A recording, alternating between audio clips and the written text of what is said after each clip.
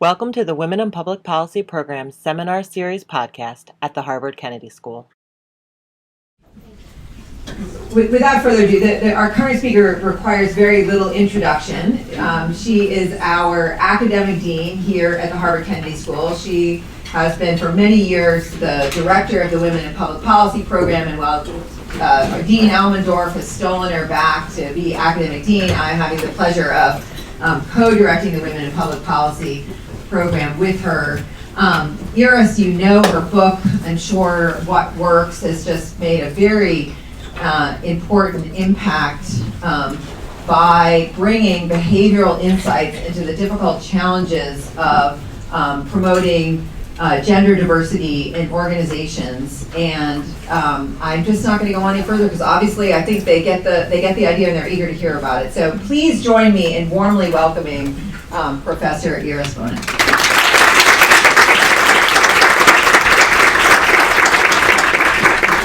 Thank you so much for this very, very warm introduction. And good afternoon, everyone. I have to tell you, it's a bit of an emotional moment right now for me to see so many of you here.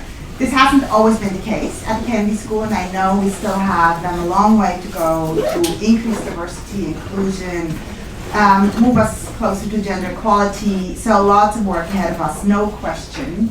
And it will make me sound very old, and I am, to say we have come a long way. So thank you for being here. This is super exciting. And particularly just the day before International Women's Day, in this month of March, so it's particularly special to do this now. So I'm actually going to ask a question, but not to test you in any way, but just to gauge a bit your background in terms of how many of you have read What Works, so I kind of know where to start with my comments. Okay, that was very useful because now I know it's exactly about half. So I'm going to try to find that little graph. Okay, very good. So I want to start with this image here.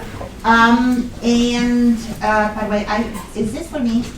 The seat here? It is. Yeah. I don't need a seat. So does Hannah have a seat, or did she want to? Hannah, I don't need a seat.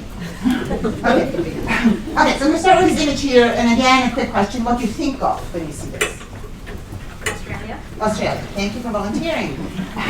So I was actually in Australia recently, and as you might imagine, when we show this in Australia, nobody says Australia, right?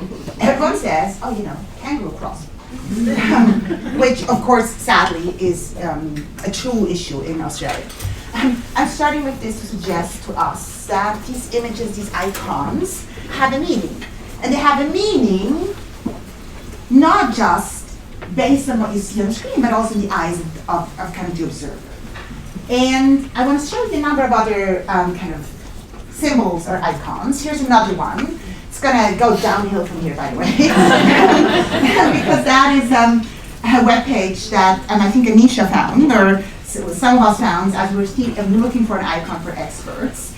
And then came across this webpage. Here's a random webpage, 224 icons of experts, and exactly 6 of the 224 were women or female-looking icons. So we do express things, right, with the representations that we choose. I'm going to give you one more example, and that is this. Just let me stare at this for a moment. Oh my God. So in fact, Jenny and Suzanne and I have just concluded a big media analysis in Australia again, looking at sports reporting. And as you might imagine, gender gaps in sports reporting are well and alive. We can't quite prove bias, but we can go as far to say, let's compare how often women sports stars are talked about or written about as compared to how big is the participation of women in this field. And so that's a bit of our baseline. It's a very imprecise kind of baseline, but we can say that, for example, netball, interestingly enough, is the most popular sport for women in Australia. That's a version of basketball. It's the most popular sport for women. Very, very high participation rate. It is never written about. So we find gender gaps in the likelihood that women are talked about versus men, we also find gender gaps in the kinds of sports that people talk about. So interestingly enough, there's a bit of a movement for women to play rugby now in Australia. Rugby, of course, is a very male sport. But that gap is smaller than the gap for female or feminine gendered sports. And so women who play rugby are actually written about a bit more than women who play netball. And thirdly, one other interesting thing that we found, which gives me some hope, again, it's all pretty tenuous yet, although we have big numbers of data, is we find the biggest gaps for national, international reporting, and smaller gender gaps for local sports reporting.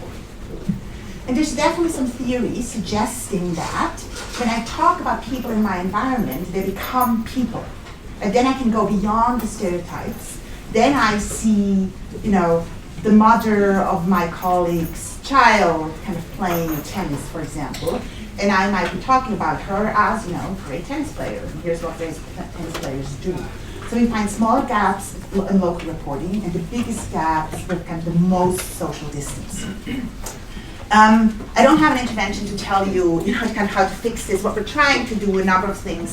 This is not research, but we're trying a number of things to kind of address this, and it's was part of my reason of being in Australia. So there's a new prize now for gender balanced reporting. So make a big deal out of this with the Prime Minister, etc. Kind of say we really care about gender balanced reporting on sports. We know role models matter, etc., for lots of things. We also give checklists now to journalists on what does gender balanced reporting look like, what do you think about. So we're trying a number of things. This is not going to be evaluated, but just give you kind of this little warm-up for the kind of issue that we have, and then the kind of things that we might want to think about as we're addressing it. And by the way, I welcome your thoughts, questions, comments as I go through this. So please feel free to raise your hand if ever you'd like to say anything. And I know some of you are, of course, in this wonderful class that Hannah and Sarah are teaching, so feel free to jump in. Yes, please. Did you also disaggregate for race? So we tried, but was much harder in Australia because pretty homogenous overall still. There Asians is kind of the second biggest group. Aborigines are very, very small group. But that is a particular focus for them as well. So I can't really speak to this honestly. Okay, so this is somebody that most of you know, or those of you, half of you who have read the book and kind of know well. Her name is Heidi Rosen. She is a venture capitalist. She's kind of my opening story in one of my chapters on unconscious bias, and I'm just quickly repeating it so that everyone is on the same page, because it is kind of a nice way to help us understand how prevalent unconscious bias is. The story that I tell is that we now have a case study that colleagues of ours at the business school wrote about Heidi Rosen, and many schools now, including HBS, use this case study not just of the protagonist being called Heidi, but also of the protagonist being called Howard. And at HBS, some of you might have experienced this. Half of the students get the case of the protagonist being called Heidi, the other half of the students get the protagonist being called Howard. And then they prepare for class, as they usually do, but also fill out a questionnaire beforehand about how they think about Heidi and Howard. And specific questions include, would you want to work with Heidi or Howard? Would you hire Heidi or Howard? Did they do a great job in this case? And do you like them? And sadly, what people find time and again is that people agree that Heidi and Howard did a great job, but we're just a bit less likely to like Heidi. And that's well-known, much studied, well-documented phenomenon, kind of this competence likability dilemma that in particular women face. It is helpful, I think, for the students to experience this, and in a matter of seconds, really, how prevalent these biases can be, and that they affect all of us. And I think that is a first important message. This is not about pointing fingers at anyone, but this is just about us acknowledging kind of how our minds work. And then the second thing, and then I'll go back to kind of newer stuff that I also do in the book, but I thought I'm going to repeat here because some of you might not have seen this before, is a way for people to kind of, in a non-threatening way, see how prevalent these stereotypes, or you might want to say categorical thinking, can be. So the typical question that I ask when I give a talk to the business community or to a public sector community is to ask people to compare scores A and B. And I'm kind of asking the same question, and I presume that most of you see square B as being lighter than square A. And then I typically cover the surroundings, and you will see that about now, they kind of look the same. In fact, they are the same. And of course, this is an illusion, but I use this to motivate the argument that this categorical thinking is not just something that happens when we look at a checkerboard, where we make sense of the pattern that we see, and we know there's a logic, light square next to dark square, etc. But it also happens when we evaluate or see people. In that Heidi is evaluated more harshly than Howard because she doesn't fit the category. She doesn't fit our stereotypes of what a typical venture capitalist looks like, or, for that matter, what a good woman does. So what I'm doing now is quite literally I'm liberating your minds to do justice to be.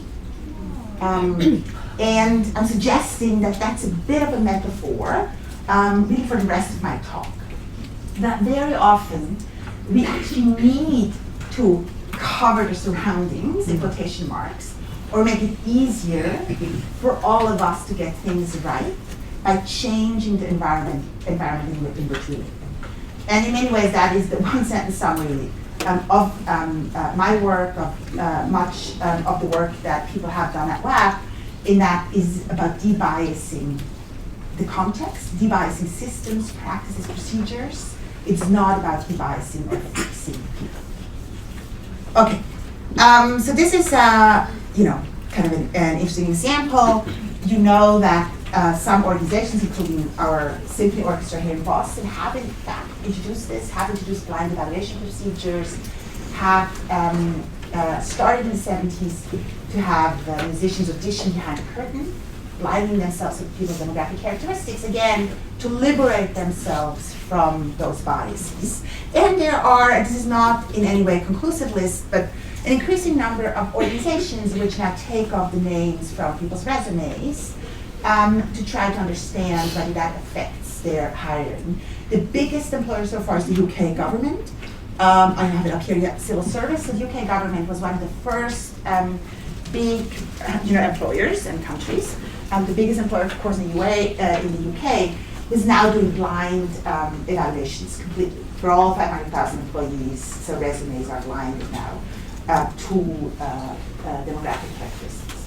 So that's one example of behavioral design, but I don't want us to be hung up on, this is just about blinding ourselves to demographic characteristics. That's one way to think about this, but there's of course others. In fact, I just want to take a moment and show you this to suggest to you that, of course, behavioral design is just one tool in our collective toolbox. There's many other tools. So what you have here are fractions of women in parliament and corporate boards in a number of countries. This is a very recent stat that we took from the FT. It's about 2 or 3 weeks old.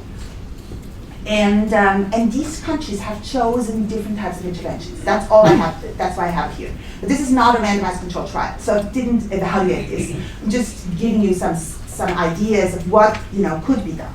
So in France, for example, they introduced quotas. Right? So quotas is not necessarily a behavioral instrument. That is a hammer. That's more than a notch. That's a hammer, and it works. It works, and it increases the fraction of women very, very quickly. So that's one instrument. Australia, on the other hand, has in fact caught up very quickly in the last 2 years, and that's actually quite interesting. They've increased the fraction of women on their corporate boards by 10 percentage points in just 2 years because of investor pressure. So all of a sudden, the shareholders and investors started to vote down companies' boards which did not have at least 25% women on their corporate boards. So, shareholder pressure, investor pressure, that's a newer thing, super interesting, happening in the last 5 years, started to use sustainability, not actually focusing on diversity and inclusion, now moving to diversity and inclusion. So incentives, right? So that's many of you are in our public policy program, will be quite familiar with incentives or study economics. So yes, I'm an economist, I believe incentives can work as well. The UK is a bit different in that they set themselves a goal of increasing gender diversity in corporate boards and focusing on boards now, which wasn't neither a quota, nor was it enforceable in any way. And they used, in fact, lots of behavioral insights to get to that 25%. And I might have time to talk a bit more about that, but if that interests you, I rewrote a case study on how the UK did this, using behavioral design to increase gender diversity on their corporate boards. So that's so that's the behavioral design box. That's kind of the traditional econ box. Think incentives, and that's maybe the first one is the regulatory box, right? You can introduce a law, you can create incentives, or you can use behavioral design. It's unclear what we're doing. So let me just leave it at that. And we'll talk about these two interesting cases. And Japan is kind of interesting because part of Abenomics is and was womenomics.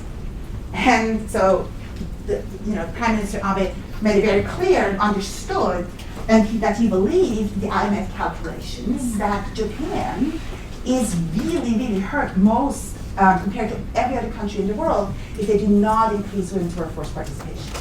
And so they got the economics, and nothing much has happened really.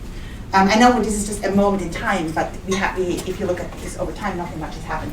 And India is kind of an interesting tool because at the local level, India has introduced quotas in 1993 to increase the fraction of women leaders of local jurisdictions, the pradhans, those of you who are familiar would know this, kind of mayors, and that has been evaluated quite a bit by our very own Rohini Pandey here, but other people as well, but it hasn't translated to the federal level, so nothing has been introduced here.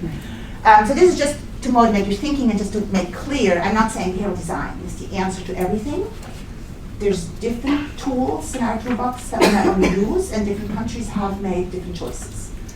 But I am suggesting that behavioral design might be one of those tools that we haven't quite used enough. That might be a middle ground between just moral appeals that we might want to say, is happening in the US, kind of saying this is the right thing to do and we should really have more diversity.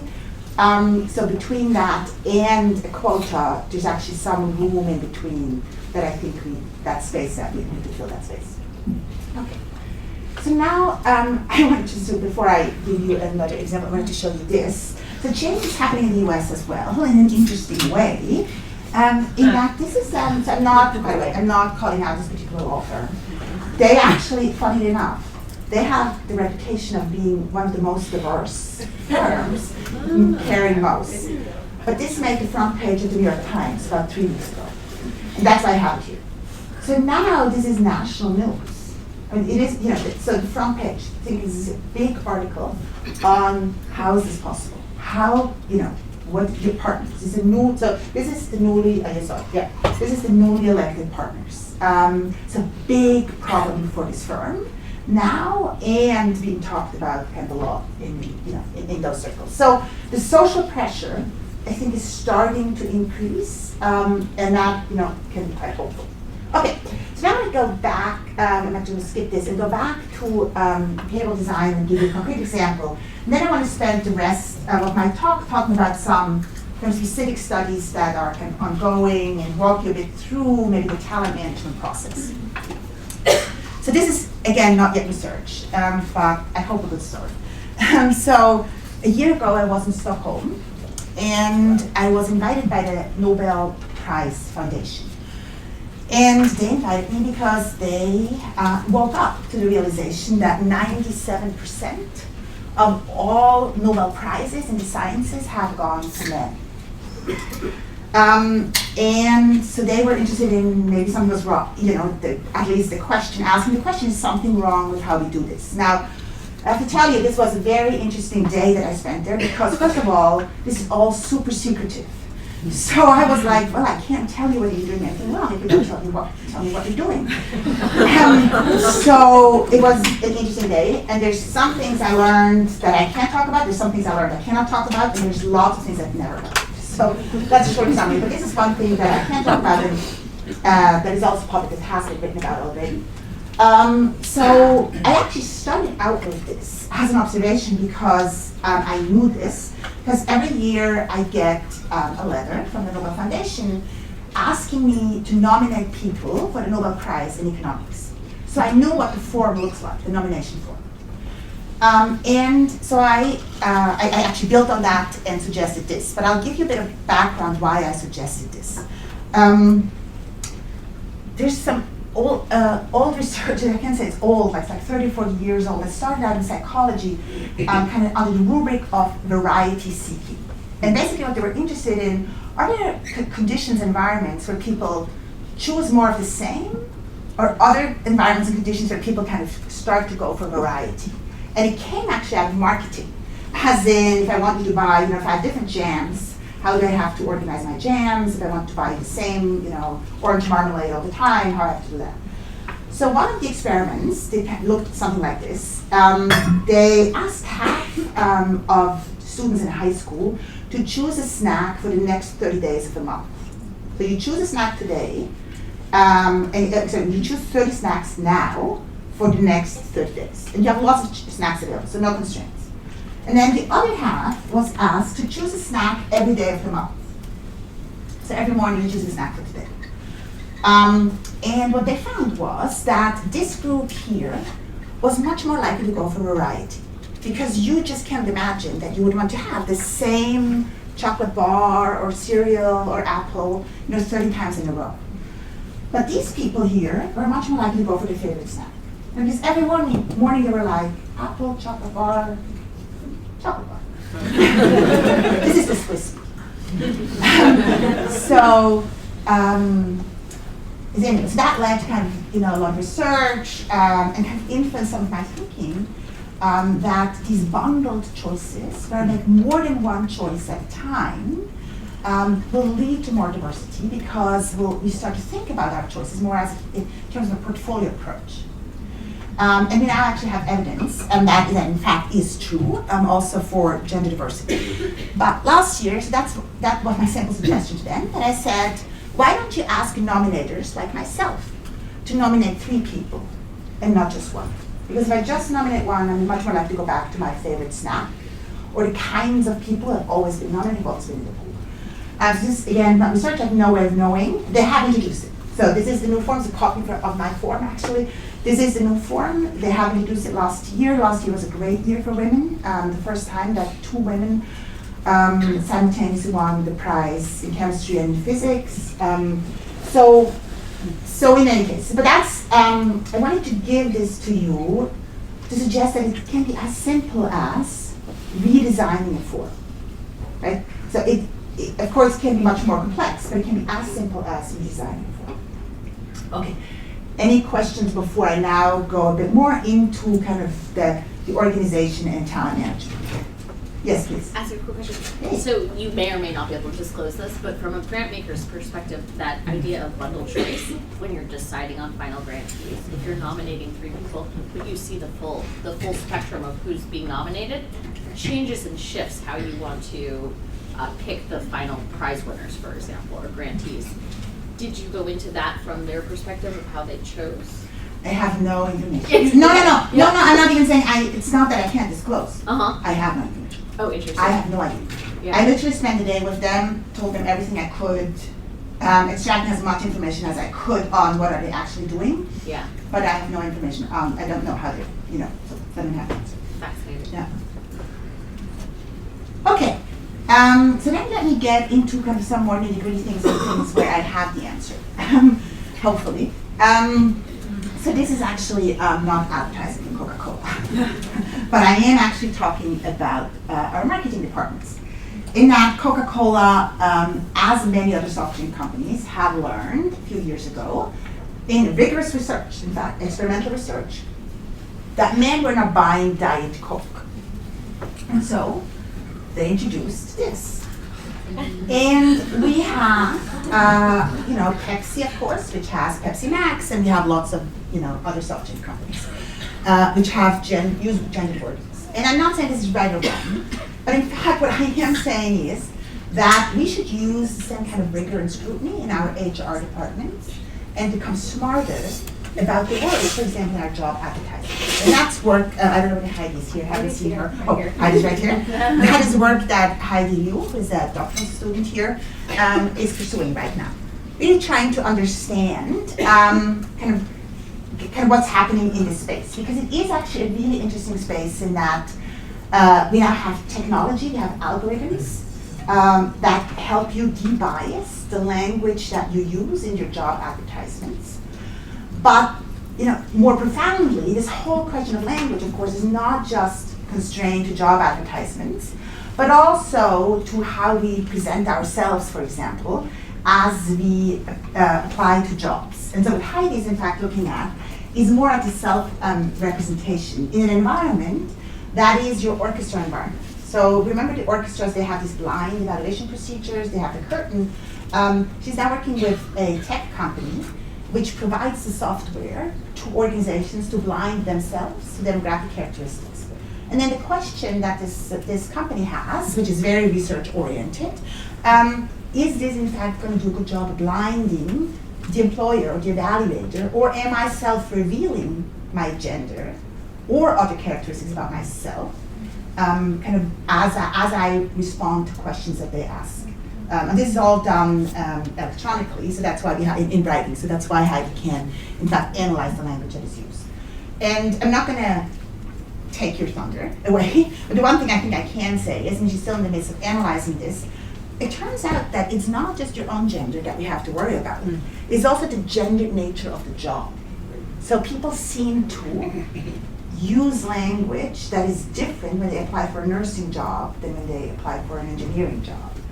And so this interaction between your own gender, and I know, by the way, I'm binary here, so that's sadly where most of the data is still today, but I have to be binary for the moment, in that there's this interaction between your own gender and the gender nature of the job that is probably something that we really have to pay attention to. Okay, then going through the career pipeline now, it gets even maybe harder when you think about what happens as you are kind of entering the door and you get a job interview. And there's lots of research that I'm not going to spend a ton of time on right now on kind of bias in our evaluations. So we know this bias is well and alive, racial bias, gender bias, just based on your looks. There's beauty premium, there's lots of things going on, kind of that is really, really bad. So in research with Clementine van Effenter, who is sitting right there on the floor, is a postdoc here at the Women in Public Policy program, and Ash Craig, who is a doctoral student in the econ department.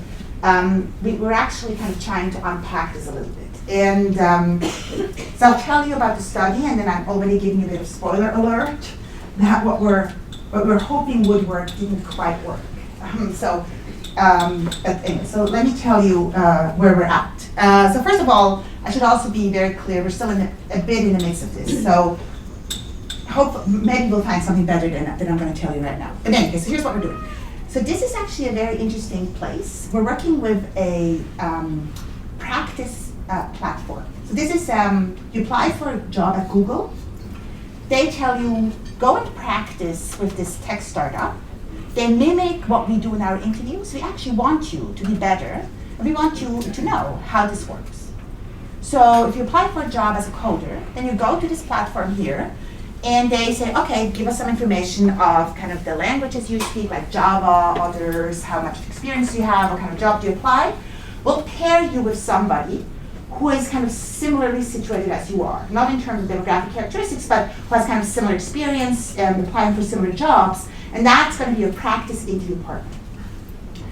And so then they do this practice thing, and then they get some feedback. And now I have to tell you a little bit about what that looks like. So initially, when we had access to their data, the initial setup was, you log on, I meet somebody, like meet Hannah might be in Russia, and Hannah and I first had an interview. So we first kind of talk about, and we try to evaluate each other a bit about, how much math do you know, and do you really know why you want to be a coder, etc.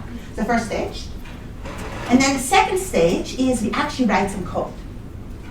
And then Hannah evaluates my code, I evaluate her code. And what we found are gender gaps in our evaluations. So primarily in terms of our performance. And then we wanted to do an experiment. And the experiment seemed like super simple. And honestly, I thought this is not going to land us like an A publication because it's so trivial, but it must work. Namely, we told the company, why don't you do the interview first? Why don't you do the more objective part first? Why don't you code first? And then you don't have Hannah evaluate my code and me evaluate Hannah's code. A machine can do that. Do something a bit more objective, where we both get information on kind of objectively how well we coded. And then we interview each other. So we thought that by giving this more objective performance information, we could make the gap go away. And it doesn't look very promising right now. Now again, we're not done yet, so we're still kind of hopeful, fine-tuning stuff. But it certainly doesn't look like this is going to solve kind of the whole problem. Which of course suggests, in fact what this platform also told us, is like, are you kind of saying we just should do away with the interview and the whole thing completely, right? They should just code and that should be the final score, where we don't find gender gaps in performance. And that's, kind of one conclusion here, that kind of take people out of the equation. They just mess up stuff. Now, yeah, you can quote me on that. I know I'm recorded, so the world knows about this. No, but that is one conclusion. But another one, of course, is to say, coding quality is not the only factor that I care about, and that's probably right. We probably care about other things as well in a coder, and so that begs the question of what kind of assessment tool could we come up with that would do a better job evaluating these other aspects, of a person. And I don't think we quite have that down. So we do know that these, what I'm going to call work sample tests, that is that your coding example, is the best predictor of future performance. So that evidence is actually very strong. But there's these other things. We also know that structured interviews where you think about the questions beforehand, you ask every candidate the same set of questions, and you use some somewhat more advanced kind of calibration technology, does much better than kind of the informal interview, where we just kind of have a nice chat and talk about stuff. And you might share your hobby with me, and I might like you because you also like synchronized swimming. You used to be a synchronized swimmer, and therefore I think you're a great professor at Harvard. But that's so we do know a bit, but we still don't quite know how to do this perfectly. Quick question. Yes, please. Do you have the data on interviewer and interviewee gender? Yes. And Interestingly enough, we don't find a lot of action there. So, but your question is more, we don't find in-group bias, we don't find that women are harsher than women, we don't find that women are nicer with women. So we find that the driving force is the gender of the evaluated, of the interviewee, of the evaluated. And that's, by the way, just to make a bit of I'm going to generalize a little bit, but look at Hannah, it's probably true to say, we tend to overestimate how important our own demographic characteristics are. Most of these stereotypes are shared. So this is not to say that there's not, there's sometimes we find interactions and we sometimes find in-group preferences. And so I'm not saying there's nothing there. But if you ask me what is the big action, it really is whether Heidi fits our stereotypes of what a typical venture capitalist looks like. More so than my own demographic characteristics. so it wasn't the case that when both were males and both females, that there was any difference? No differences. Oh, yeah, repeat No the significant question. difference. Somebody just asked you to Repeat the repeat the question. Oh, the question was, does evaluated gender matter? So do I find differences between male-male pairs, female-female pairs, male-male-female? And that's I'm looking at Clementine. That's not, we didn't find anything there. We didn't find any interactions effect. We find this main effect that the gender of the interviewee, the evaluated, is important and leads to this gender gap in evaluations, both by male and female evaluators. Yes. So are you looking at the communication of the interviewees to see if there's just internal bias in the way women are communicating during the interview process. This happens a lot in PC and presentations like that where women are, when they talk about the business, it's how can you minimize our losses, and where it's for men, it's how can the men respond with that. Yes. And so is there something there that might be different that could be measurable? It's very interesting. We haven't done that yet. We might, but we haven't done that yet. We haven't looked at what they're actually talking about, although I don't even know we have that data. No, we don't have, they talk. We can ask. I don't know they have recorded it. I don't even know we haven't asked yet, we should. But I don't know they record the interview. So this is not in writing.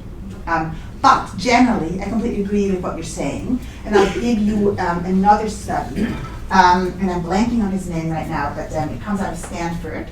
And he found in his dissertation that women incorporate less into their CVs. So I'll give you an extreme, and make this more extreme. But he has this very nice statistical analysis, make it more extreme. But basically what he finds is that, you've had 1 year of French. Women don't include that because that feels like I'm not a beginner, I'm certainly not proficient. Men who had 1 year of French are proficient in French. That's what, this is too extreme, but that's literally what we found. So I'm not disagreeing with you that self-representation is important, and there's very serious research kind of suggesting that there are gender differences in self-representation. And then, of course, Hannah's research kind of then speaks to the question, is this just because women are too shy or less self-confidence? No. Her research then tells us this is because we are concerned about social backlash and kind of apply these higher standards. Dana Kantz and Adam Hinton at Columbia are also working on this kind of communication dissection. Yes. Please. I was wondering if you looked at particular occupations or industries, and if so, did you focus purely on white-collar professional positions, or did you also look at male-dominated industries, which tend to be more blue-collar positions? So most all, if not all, of the work that I'm presenting today is, I think probably all, is part of a big research project that we're currently running at WAPPP that is focused on gender and technology.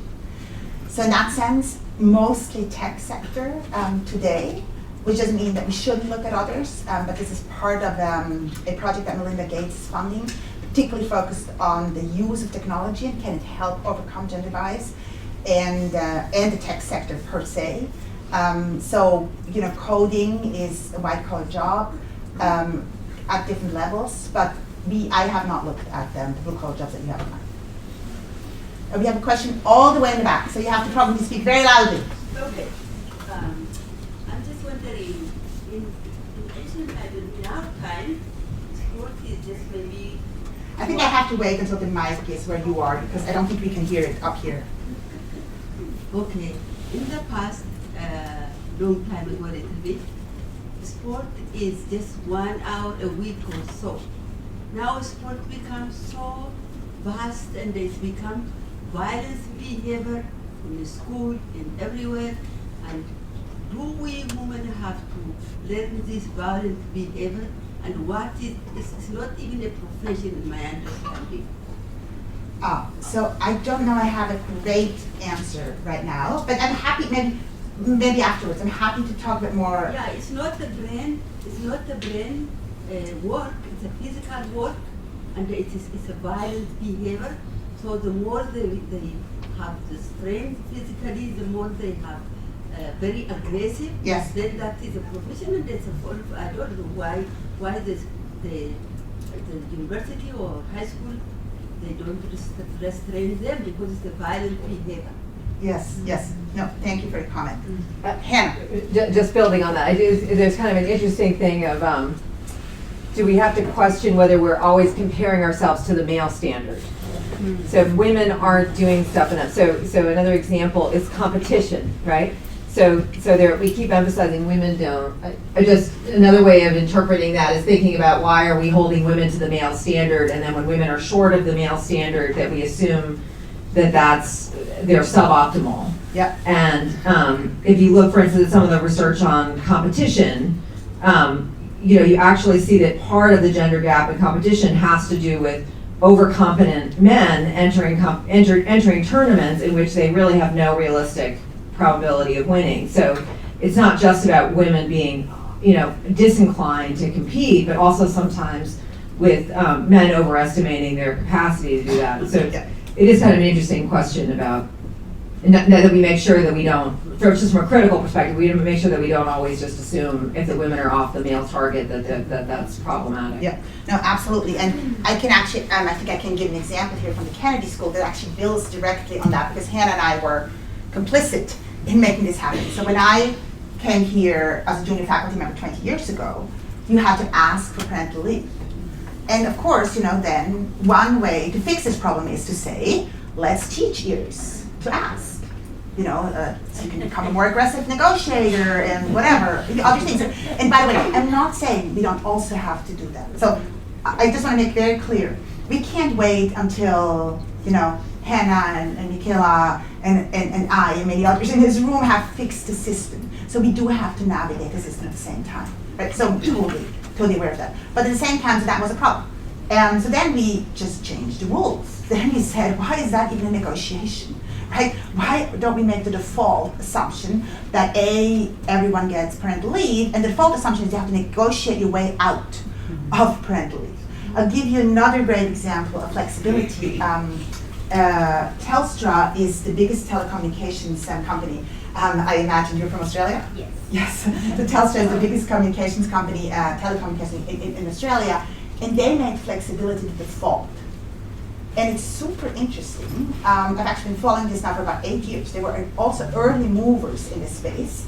And literally, as in, now you're asked, why are you in the office today? Can't you work from home? And you can already see how that completely changes the norms and the dynamics. And so I couldn't agree more with you that these default comparisons are hugely relevant. Now, if we go back, I just want to go back one moment to this CV problem. In that's a hard one, right? Now to say, okay, it's not great that men say, on average, exaggerating here, example, for the sake of the argument, at 1 year French is proficiency. That is not the world we want to live in. That's not great. That can't be our goal. At the same time, the same research showed that employers don't discount this, right? Employers are not taking this into consideration. So he could actually show that employers don't say, oh, but that's really, really exaggerated, that we can't take this seriously. So now, that makes but you have the data so you can ask the question is the point, right? Yes, you have the data so you can explore. Absent the data, you can't ask the question. I think it's very profound. It's a Yes. No, I think we're kind of in wild agreement. Yeah, exactly. No, I totally agree. No, it's very. I'm saying there's a real learning opportunity in what you're doing beyond just. It's very profound. It's a very gender stereotypical thing that we're in wild agreement. Exactly. We actually are in wild agreement. We're also very good friends. We've been in for a long time. Yes, please. Why don't we pass? Could we pass the mic? Could people help pass the mic so nobody has to? Thank you very much for your help. Nobody has to run around here. With the recent studies for corporations on boards where there's more women on the boards, where there are more women in senior management, the companies are actually more financially successful. How much are we maybe not promoting that message enough? So you're going to be financially more successful. So then you don't necessarily have to have blind evaluation, because it's like, we need more women, we need more diversity. It goes with diversity also. Yeah. So and then once you get the women in there, or more diverse board, more diverse senior management, they're more likely to bring that in and highlight it, and everybody wins. Yeah. So I have two answers. And so I'm going to start with the second one. In fact, the second one is just going to say, the business case is really interesting for us to talk about, and that's not going to be my main answer. But honestly, even if we could prove the business case, I do not think it's going to be enough. Because, and that's the behavioral scientist in me, there's still this gap between intention and action. That, we're all kind of intending to eat healthily and exercise every morning and go to bed by 10 and sleep 8 hours and other things, and then we don't get around to doing it. Right? So that intention action, I sometimes use this very analogy to talk about gender diversity, that even well-intentioned people, like all of us, that can't get around to getting this right because the stereotypes are everywhere. So I'm not disagreeing with you that the business case is helpful, but I'm still saying we do need this toolbox in addition to what to do now. But now let me go back to the business case, and that's actually a bit of a harder problem, I have to confess to you, in that I am a bit more skeptical than you are that we're in fact able to prove the business case. And partly it is just the nature of the beast, of the data situation, in that all that we really kind of can do is show correlations. So we can show relationships between the diversity of a board and the company performance. And there are, in fact, was a surprise to me when I wrote the book, over 100 studies. There's even a meta-analysis on this. There's over 100 studies which have done those correlational analyses and kind of showing, just by country, how does it work in Norway, or for the world, or for the biggest 3,000 companies, a lot of different kind of slices of the whole problem. And then the meta-analysis finds that that correlation coefficient is actually tiny. And we're not even talking about causality, but this is tiny correlation coefficient and heavily dependent, and that will not surprise you and did not surprise me then when I read it, kind of on the broader cultural context. So it seems to work better in countries, in cultural contexts, that are a bit further advanced in terms of gender equality, but less so in other contexts. So it's slightly nuanced. Now, we can show the business case. I don't think at that macro level we'll ever be able to do a causal argument, because I don't think the data situation and the reality of life will ever allow us to do that. But we can, of course, create teams randomly, where we decide, there's 1 woman and 4 men on a team, 2 women, 3 men, 3 women, etc. So we can vary that, and I think that's actually a lot of interesting research has happened there. One way to think about this is the way some researchers at Carnegie Mellon and MIT framed it, in that they were arguing that they want to measure the collective intelligence of a team. And so it's very similar actually to individual intelligence measures. And so they varied the gender diversity on the team, and they did find that diverse teams outperform homogeneous teams. So yes, so there are ways to kind of say that that is true. I'm not sure the board, the macro level is the way. And the last thing you see, this is a big question that is a big concern of ours, actually. We ran a conference on the business case about 5 years ago, or maybe even longer, 7 years ago, where we brought development economists and management scholars, and we brought everyone together to really talk about this, because it's such a profound question and a difficult question. But what we also learned in that context is, and something that I don't think is enough talked about, and that's why I don't think just a business case, even if you could prove it, will be enough. Diversity is hard work. And that, I think, is also something we have to take seriously. That even if we could prove the business case for, I'm going to make this up now, for Harvard, the individual manager then has to do the work of diversity and inclusion. And to bring that down to the individual person is actually not so easy. So there's a long answer to a very profound, important question. Okay, any more questions? Yes, please. Thank you so far. This has been fascinating. You talk about bias. You talk about algorithms and bias, but there's some good evidence that those algorithms themselves can be biased. Yes, absolutely. So I just was hoping you could touch on that a little bit. Oh, yes, absolutely. Sadly enough, many of these algorithms, right, are trained on existing data. So, for example, if you think of machine learning, so in fact, I'll give you a very concrete example. So I'm called into a company, a tech company, big tech company, and they said, thank goodness we got this. We fixed it. We got that we shouldn't do these promotion decision performance appraisals kind of individually in a decentralized way, etc. We now have an algorithm. In fact, what we did is we learned from our past of what do people look like who have been promoted, and we're now using that to evaluate these other people. And anyway, so I'm like, oh, maybe we should look at the data. And they found we found what I would have expected we'd find, that made it worse. That made it worse because also, those of you who know more about AI than I do, or machine learning, will know that in fact the machine learns, as in more so than humans. Even if there's only 10% women, the machine is going to try to fix this, as in saying, oh, only 10%, that's clearly a mistake, it's an aberration. So let me try to do better and get rid of these 10% completely.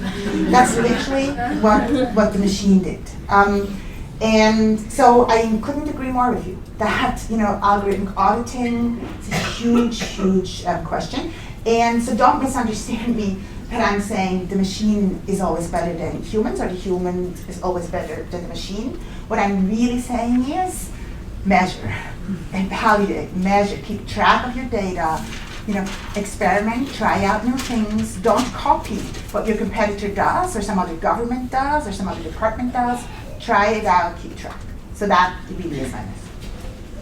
Okay, so lots of action, that's good news. I'm just gonna do maybe one more slide, and then I'm gonna open the floor again. We don't have, but this is lots of startups in this space, super exciting for us. In fact, it is happening. Many, some with algorithms, some not with algorithms, some with blind evaluations, some with debiasing texts. So we are actually quite excited about that. We're not saying anyone of them particularly has it completely right, but that's what we need. We need movement in this space, lots of different actors who try out new things, ideally share them and we can learn. So we hosted a conference on gender and tech half a year ago, where we had many of them here, and that kind of tried to encourage that learning. Okay. I wanted to just tell you maybe one more big theme, and then I'm going to not forget to call on you before we. Oh no, why don't I not? I'll wait. Go ahead. Okay, thank you so much. I just have a quite practical question, because I think it's very important that we talk about those realities women are still facing. But how do we get more men into this room? How do we realize gender equality when talking about this topic? How do we get men to do research on gender equality? Because I think that's a very important topic. Look, it's a good question. Here's for us. Co-authors. But it's still a good question. I don't want to make fun of your question at all. It's a very, very important question to get men, into this conversation, and to make sure gender is not about women, race is not about non-white people. It's still true. So at Harvard, it's definitely true when I teach a course that has gender in the title, my class is going to be 90-10. If I teach the same course and have kind of gender inclusion in the syllabus but not in the title, it's like 40-60. And I actually, true statement, on 2 versions of the same course that I taught. So it is a problem. And I don't, honestly, I don't have a very good answer. I don't think scientifically we in fact know how to do this. I can only tell you how I, the kind of things that I'm trying to do. So one thing, and you will find this very lame, and it is lame, I gave a talk at Wall Street, and had, it was actually 400 people, so it was exactly 100 people, 95 men and 5 women. And how I broke the ice, and I have no idea what it really was, but here's what I tried. I asked them to raise their hand if they have children, and many hands went up. And then I asked them whether they had daughters, and still many hands went up. And then I said, oh, that's great. So now I know I'm just speaking to the converted here, my allies in the room. I know this, again, it's going to be lame, but there's good research, including by Maya Sen at the Kennedy School, showing that fathers of daughters do care more than fathers of sons. Now, this is not a policy, right? Really a policy intervention here that I'm suggesting. And I'm not actually suggesting this, but I'm giving you the example because we do know, of course, from a lot of psychological research, age change is really hard. It's very hard for people to change, to care. But this is not necessarily a cognitive thing, but it has to be an emotional thing as well. So you have to get at something deeper than, there's another reason I think the business case itself is probably not going to be enough. But there are, and again, going back to the UK example that I was involved in, increase in gender diversity, there are different motivations. There are those men. So another thing that we realized in that whole kind of nudge process, we didn't need all the chairmen of the FTSE 100, the 100 biggest companies, to say hooray, hooray. We only needed a couple, a few at the beginning who then helped us kind of be the voice. And one of them was the chairman of a big bank, and in fact he believed in the business case. He said, I believe because I believe that Lehman sisters would have been different than Lehman brothers. He actually believed it. And that was his motivation. So it can't happen that way. And then the other one had daughters and said, I see it with my daughters, therefore I care and I become your voice. And they then became actually the voice of the movement that in the end led to success. So I don't think there's a one strategy, but I'm just widely agreeing again that we do need to have more men in the conversation. Anna? Yes, please. Sure. So thank you so much for this talk. One thing I'm so curious about is sort of how you can tell, maybe from the get-go, what context behavioral insights will work and others where they'll be less successful. So thinking about, blind hiring works really well in some cases, and in others you don't see the diversity gains you want.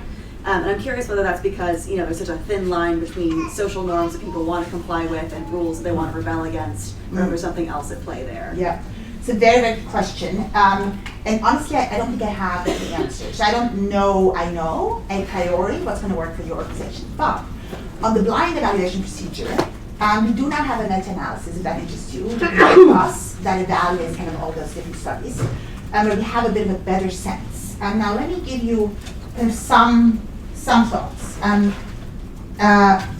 So some of the studies did not find that blinding worked because it actually was a methodological mistake. And I want to tell you about that because it's actually really important, and many of you who are in quant classes will have heard about this before. So the French data did not find that blinding increased diversity.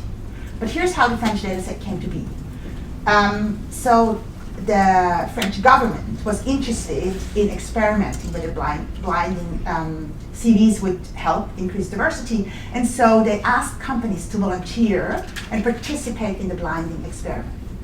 Now, everyone who takes a quant class will say, oh, this selection bias. Right now I have not a random sample of companies volunteering to participate, but it is some subset that I don't know about. Now it turns out, the researchers are clear about that in the paper, but it has been described differently.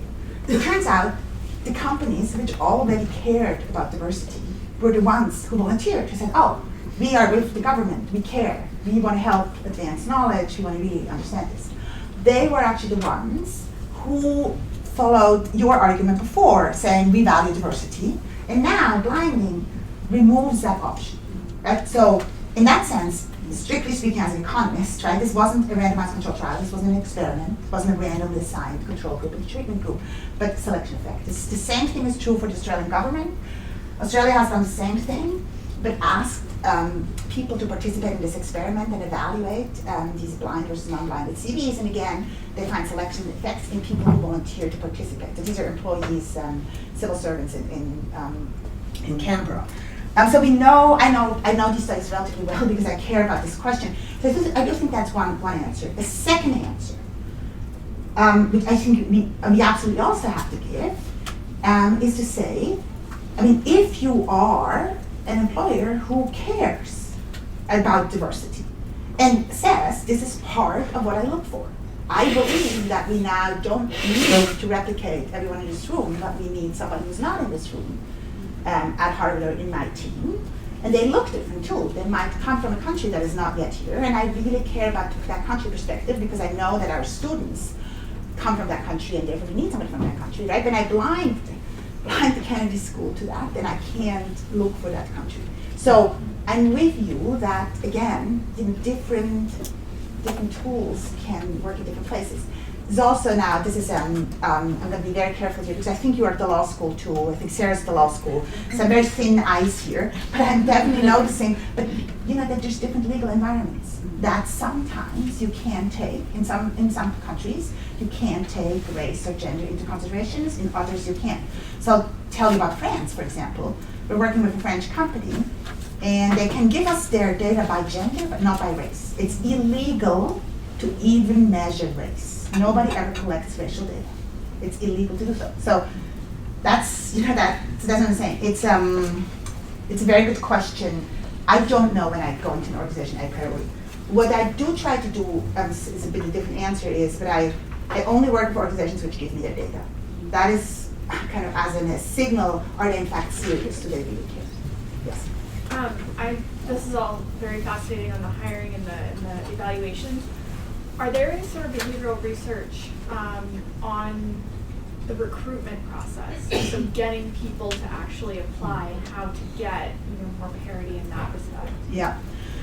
So I'm very biased towards Australia now because this is recency bias. I've just been there, and we did this great workshop where we had lots of behavioral scientists talking about the intervention. So I'm going to give you a study that the New South Wales government is doing, where they are in fact nudging people kind of to apply. And what they found was that, for example, there's no difference in the likelihood that men and women were applied to the government jobs, but women were not finishing the application.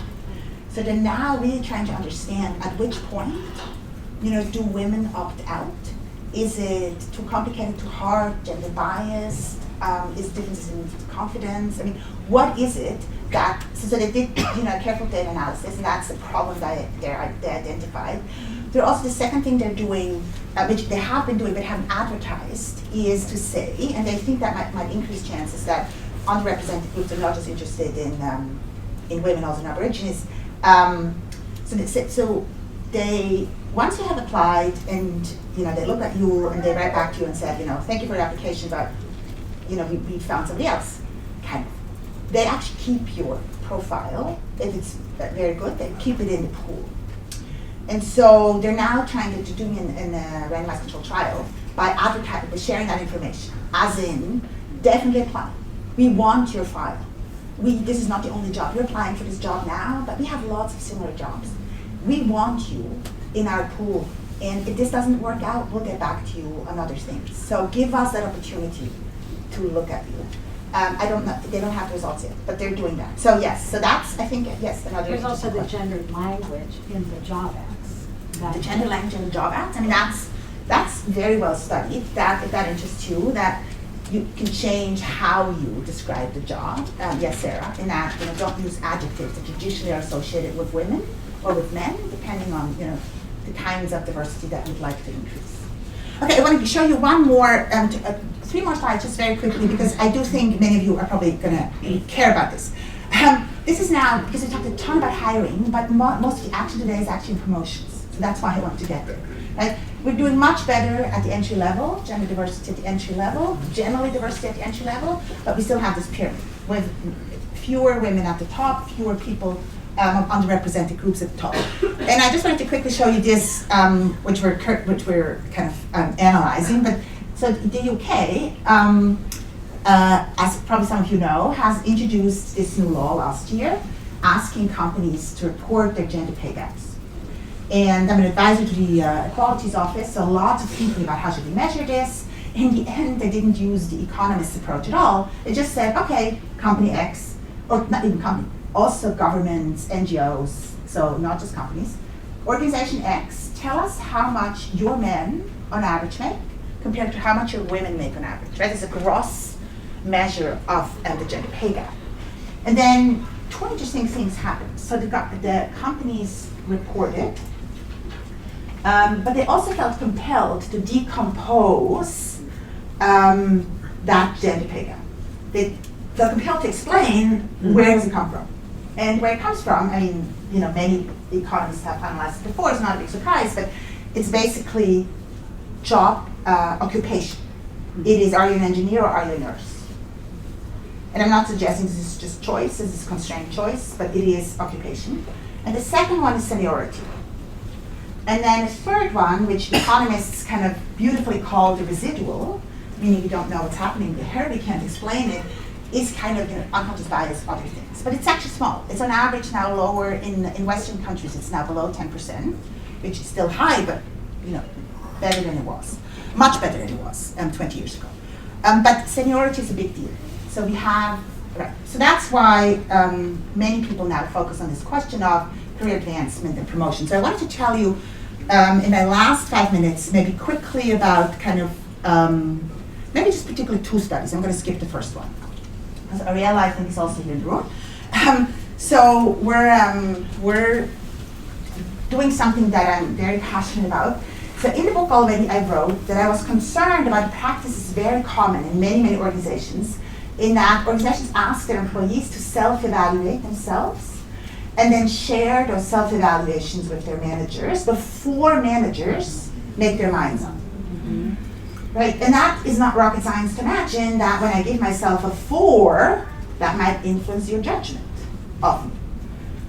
So we now found a company that in financial services that has this practice, but then told us, we're working with them on other things, but all of a sudden they told us that they had a glitch one year where they couldn't share self-evaluations. And of course, Ariella, Oliver, and I were like, hallelujah. That is close to an experiment. So let us look at the data. And that's very much what Ariella is spending her days and nights on doing right now.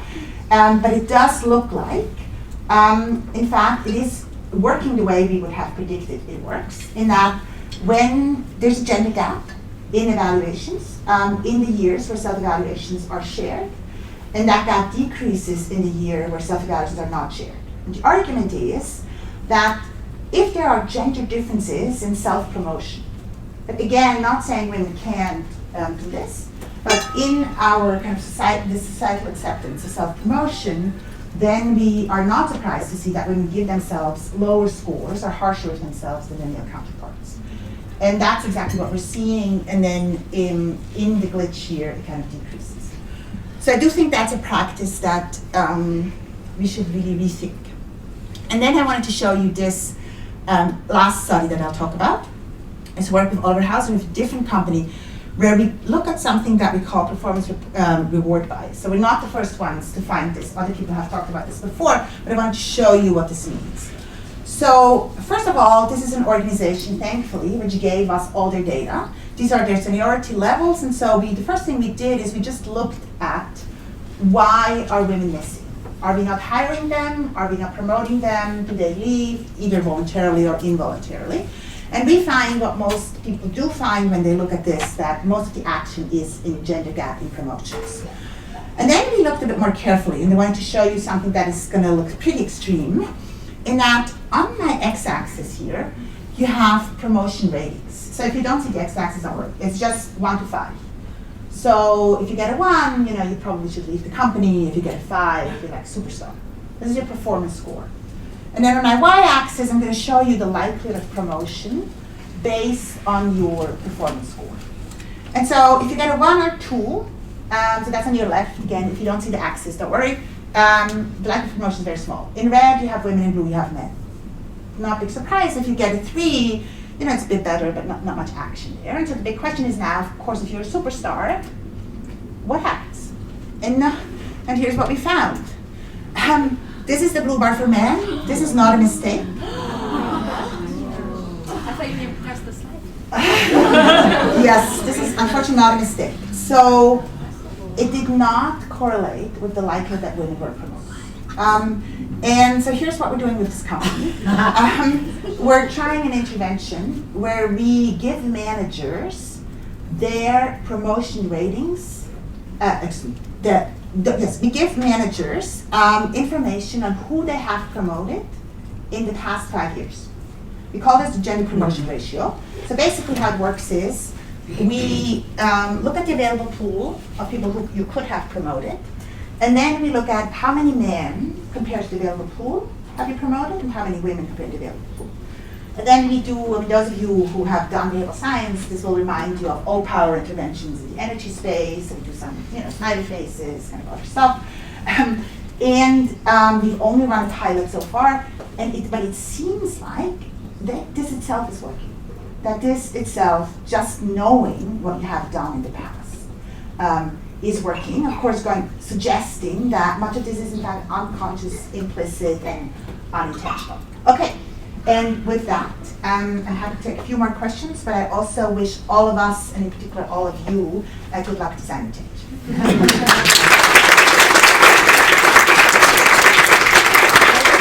Maybe I couldn't have said I can take more questions, right? No, I think you can. I think you got a couple minutes. I just wanted to insert, before this seminar, a number of students asked the question about how do you think about small businesses, small organizations that, one, may not have good capacity for data collection or analysis, and then secondly, may also have they don't have big enough numbers to make good comparisons. And how might they apply behavioral insights to their processes? I think they should, honestly, it's going to be a bit of a lame answer, but I think that is actually one of the advantages of technology. That we now have these many startups, which one of them is called Textio. I'm not advertising, I'm just saying. And they debuy your job advertisements, at relatively low cost. Another one is called Applied. They give you the software to bind yourself to graphic characteristics, to evaluate people comparatively. So I do think that's what they should be doing. They should, because the biggest challenge of these small companies, and where's Syrian and Anisha? Yeah, Syrian, right there. We're also doing some research right now in kind of venture capital and with entrepreneurs and startups and the home of gender bias, so big deal. But we're finding that HR is not taken seriously. Yeah. Right? They have not the expertise, not the capacity, the bandwidth, but I also think that people is like, an add-on. So to them in particular, we would say, use some of this informed HR technology, and that can actually help you really benefit from 100% of the talent pool. So that would be my answer. That's terrific. You know what I realized is that they finally put a clock in here and it's wrong. So we're right at our hour. Please join me in thanking